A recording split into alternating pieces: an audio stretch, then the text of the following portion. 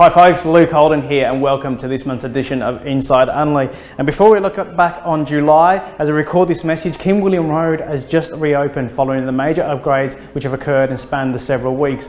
Now is a fantastic opportunity to head on down to King William Road to not only take on the updates and see what's been achieved, but also more importantly to get behind the local businesses along King William Road who have occurred such disruption over the course of the last few weeks. Well, folks, as we move on to real estate, one thing is for sure, there's greater consumer confidence and positivity in the marketplace.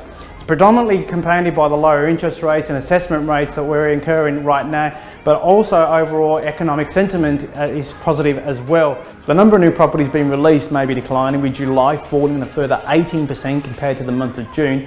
However, July was a bumper sales month for the team at OC Unley. And interestingly, some properties that were struggling at first did sell and sell well without having to adjust the price. This renewal in buyer energy, coupled with the fact that we have new buyers entering the marketplace, bodes well for future sellers. And as the weather warms up moving ahead, we're expecting the buyer numbers at our open inspections to heat further also. Likewise, the traditional spring increase in stock is expected, although personally I don't expect this to be as strong as prior years, and it's more likely to be kicking in during the months of October and November, with September footy finals high on some priorities and also Labor Day public holiday in early October.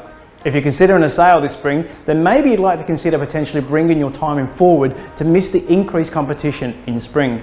Settlement periods are stretching out. To put this into perspective, if you'd like to be sold and settled prior to Christmas and you're working towards a 60-day settlement on average compared to a 4-week advertising campaign also, you need to actually be launching your property to the market by mid-September.